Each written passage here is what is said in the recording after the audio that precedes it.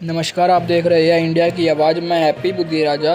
जहाँ पूरे देश भर में ईद की नमाज करके एक दूसरे को गले मिलकर बधाई दी गई, वहीं पानीपत सनौली रोड ईद उल फितर की नमाज पढ़ाई गई और दरगाह शाह विलायत शमसुद्दीन तुर्क पानीपती में हज़ारों की तादाद में सभी लोगों ने नमाज अता की और इस मुबारक मौके पर सबको दिली ईद की मुबारकबाद दी गई।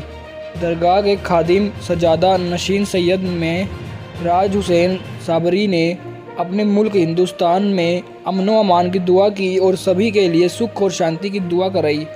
इस मौके पर सैयद हामिद हुसैन साबरी, सोहराब साबरी, इसरार साबरी, वसीम साबरी, सुरेश कांगड़ा, विशाल, इन सभी ने गले मिलकर एक दूसरे को ईद की मुबारकबाद दी और मिठाइयाँ बाँटी। साबरी जी, क्या कहना चाहोगे ईद के मौके पर? अस्सलामु अलैकुम वरहमतुल्लाहि वबरकातुहू। मैं सबसे पहले आप सभी हजरात का तहे दिल से शुक्रिया अदा करूँगा और देशवासियों और प्रदेशवासियों को मैं ईद उल फितर की दिली मुबारकबाद पेश करता हूँ और दुआ करता हूँ कि हमारे मुल्क हिंदुस्तान हमेशा उरूज पर रहे और हमारे हिंदुस्तान में हिंदू, मुसलमान, सिख, ईसाई यों में आपस में इत्तेहाद और इत्तेफाक रहे और हमारे मुल्क को दिन रात दुगनी चौगनी तरक्की अता फरमाए।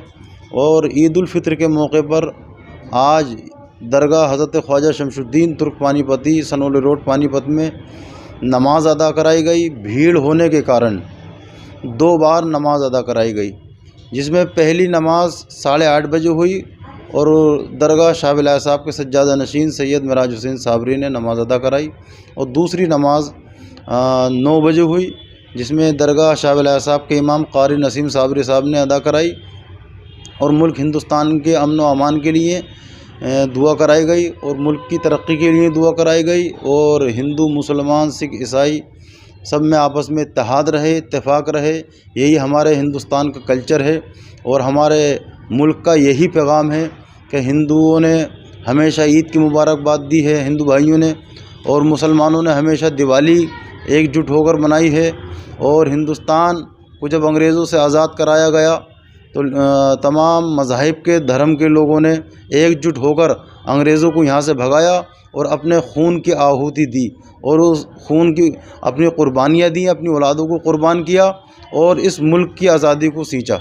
ये ईद से पहले कितने रोजे रखे जाते हैं और इस रोजे में क्या क्या नियम? ईद से पहले ये रमज़ान का महीना जो होता है हमारे ऊपर इस्लाम में फ़र्ज़ है।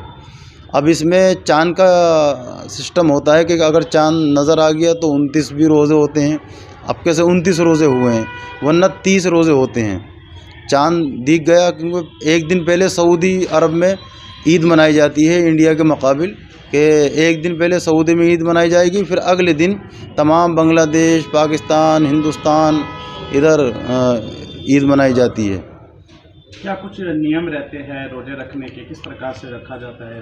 रोज़े फ़र्ज़ हैं। सुबह 4 बजे सहरी खाते हैं, जो भी थोड़ा बहुत खाना खाना है, और उसके बाद जैसे ही अलार्म बजेगा, सायरन बजेगा, गोला छूटेगा। अलग अलग शहरों में अलग अलग इंतज़ामात हैं, कहीं गोला छूटता है, कहीं सायरन बजता है।